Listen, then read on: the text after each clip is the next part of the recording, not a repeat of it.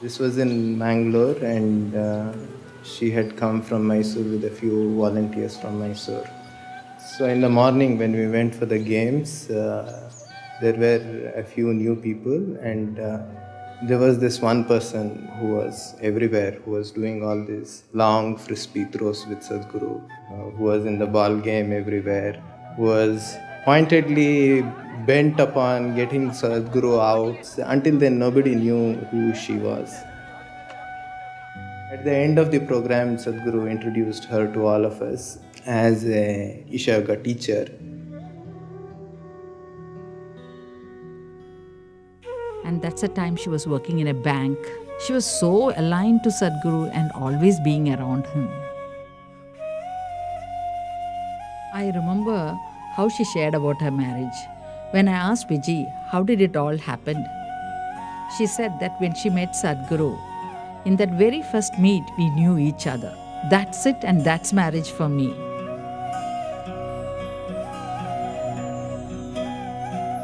It was a very simple wedding in a small Shiva temple in Irpur Falls.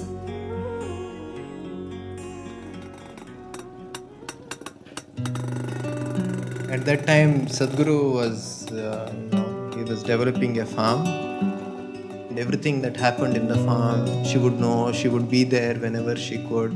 He would spend half the month in his farm, another half the month he would teach a class, either in Hyderabad or in Mangalore or Coimbatore or Tirupur or one of these towns. Every weekend, Vijji would travel to the initiation from Mysore. When whoever knew Sadhguru or Vijji, they always knew them as Jaggi and Vijji. They were always together everywhere in everything that they did. They nurtured each other, played together, traveled extensively like gypsies. Such was their companionship.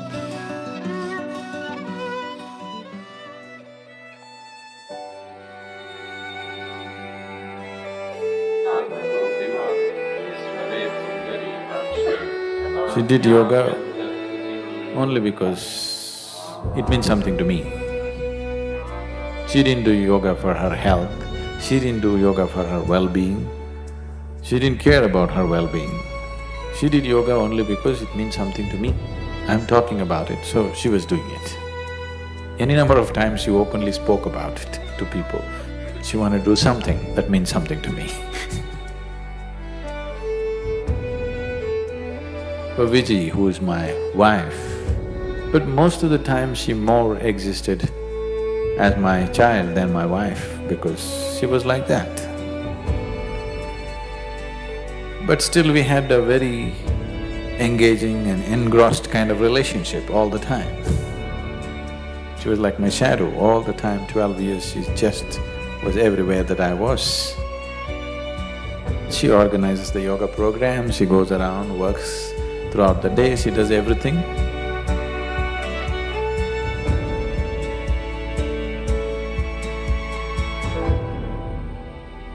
Every time that she saw Sadhguru off, it's not that she will say bye and she'll go back to whatever she was doing. She has to see him get onto the vehicle, she has to see him start, she has to wave, and she has to keep waving until he is out of sight.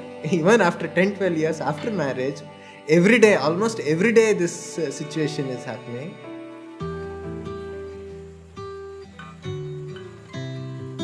She was very deeply devoted to Sadhguru as a person. She also constantly maintained an overt posture that she had nothing to do with spirituality. She was only interested in Sadhguru the person, who happened to be her husband, and that was her only interest.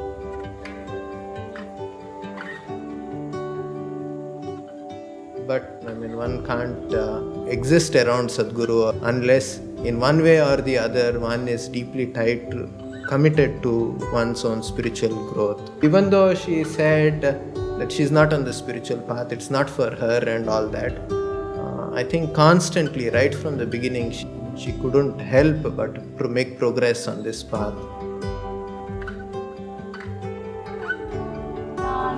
Few moments and few incidents that I saw in Sadhguru, I mean, in my own life, these moments have had such deep impact.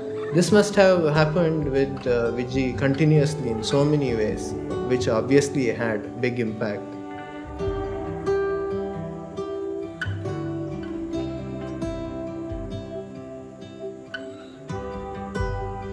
She would go to any extent to kind of stand up for something. Anything that was happening, she was there. Not because Sadhguru was there and she had to be there as a wife and things like that. No, she felt it because she was also equally wanting that, good things happen with people and people benefit from Sadhguru and make use of it.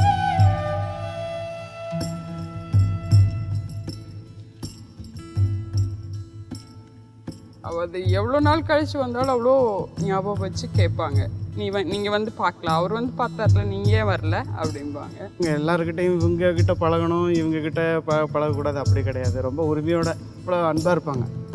Like she is very soft in her heart. Like if somebody has to say something, she has no hesitation even to take a bangle and give it to them and to solve the problem. Very, very relatable and affectionate woman I have ever come across.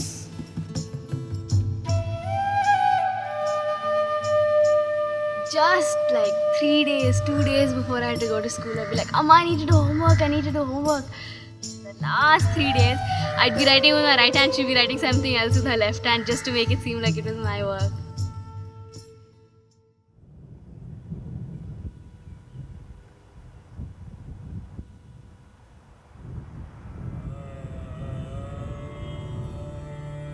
At times, Sadhguru has made this clear to Vijji in many ways that he never really, kind of uses this word or talks about it openly, but to her, he had communicated to her that his disciples, their well-being and what needs to happen to them, it was far more important than what his commitments were to her.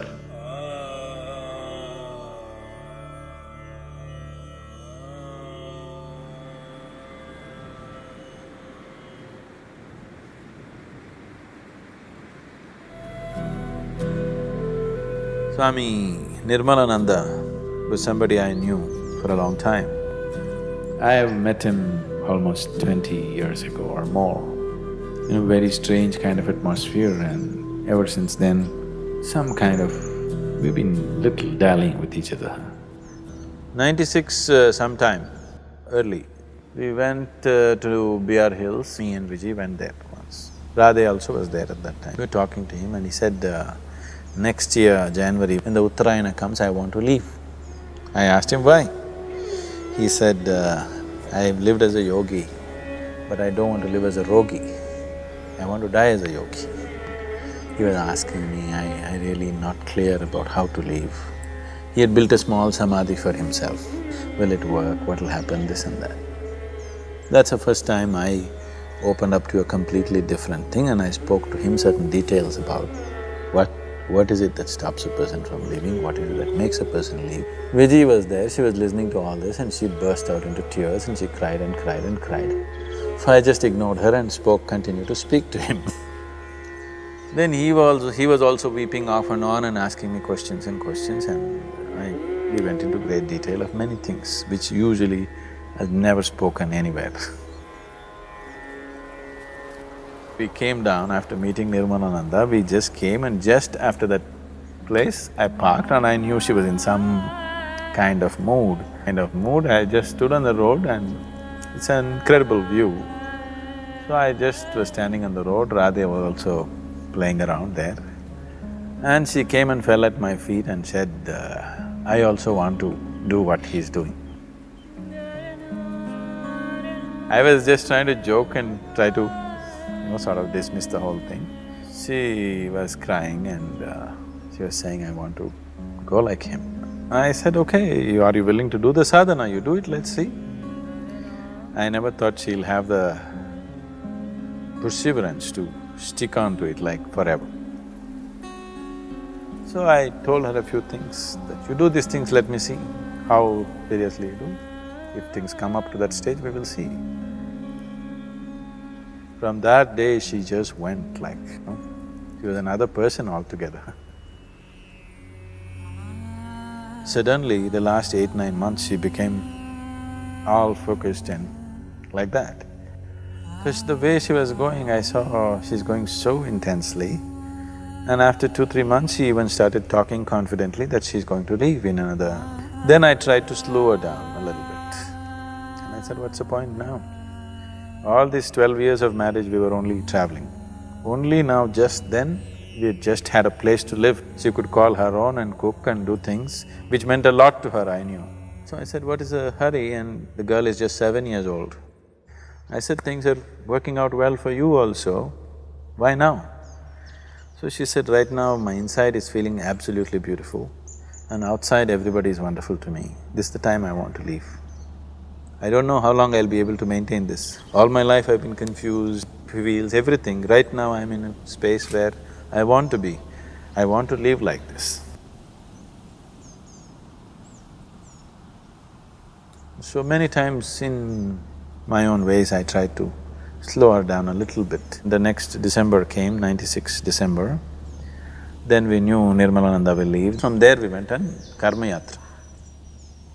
This is the final lap of Dhyanalinga consecration. So I wanted to clear up a few things for people involved, so I took them on a 6-7 state tour.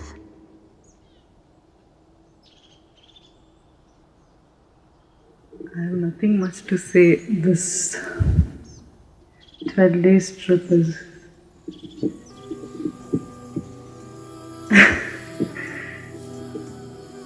yeah, I certainly experienced tremendous energy, and I can say I've taken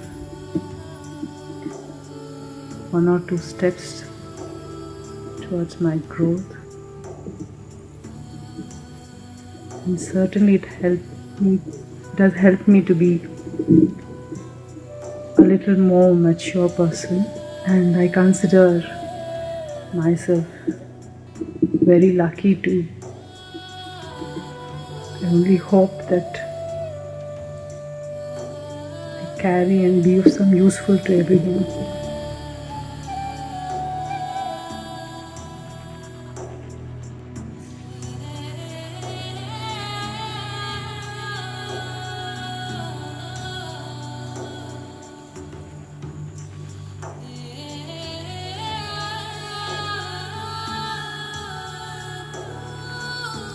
By now, after the Karma Yatra, she was all glowing like a full moon. People who saw those last few weeks, they could clearly notice she was like blown like a full moon. Then I had to tell them, she says she's going to go shortly. They wouldn't believe it. I said, that's how it is.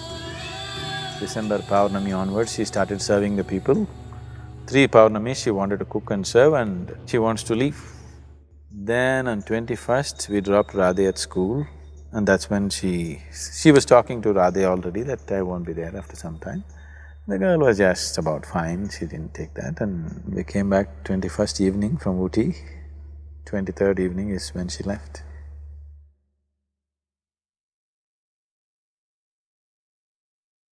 Around 8 in the morning, Sadhguru called me and asked me to be with Vijji because she was on a certain sadhana. And that whole day I was with her, meditating and doing several other activities.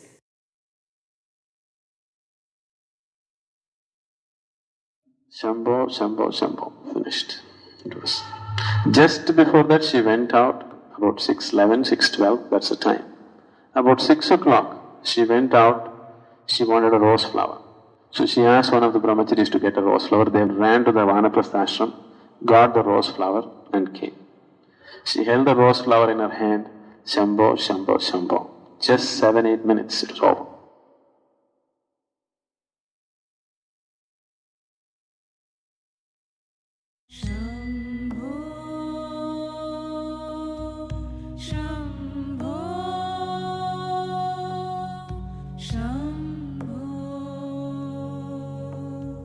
It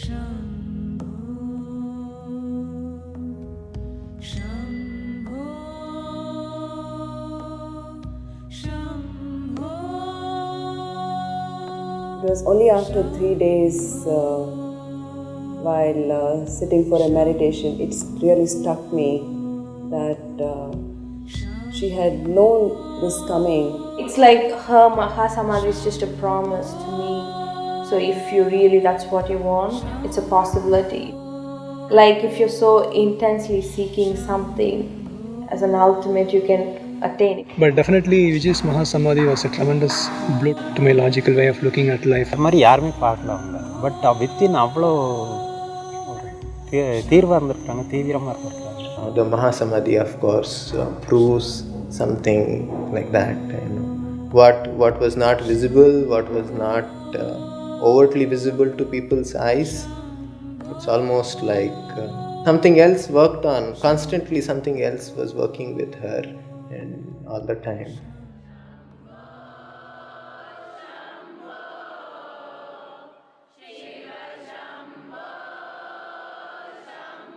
In the yogic traditions, held as a very sacred day, because many beings, either out of intent or just sucked into it, either chose or got induced into shedding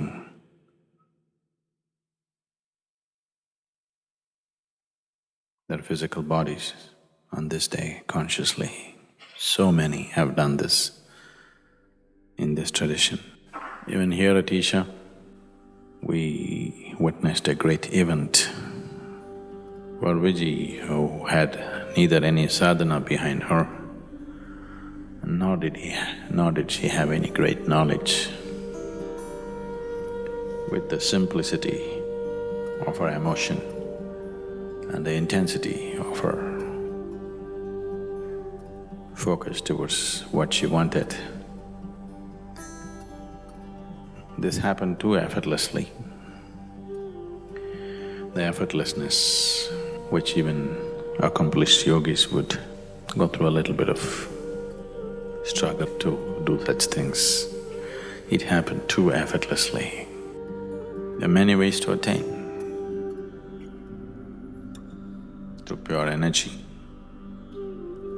or awareness or absolute selflessness or through devotion.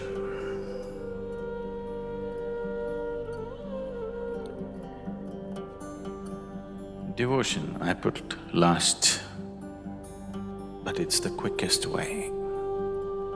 I put it last because the line between devotion and deception is so fine, a lot of people will miss it. As they get more and more overwhelmed with deeper and deeper bursts of energy within them, slowly they become devout. That's good. The wisest ones are always devotees. It's a different kind of wisdom which logical minds can never understand. They grasp life in a different way. Vijji was bursts of devotion and confusion, devotion and confusion. When she held on to a devotional spell for long enough, she made it. That's been the way, that was her way too.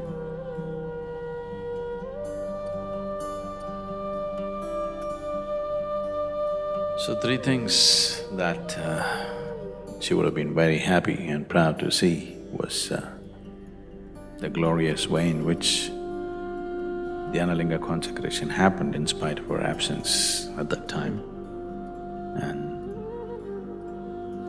of course everything else that is happening with Isha. And the last, but for her it wouldn't have been the least, is that her daughter has become a young woman.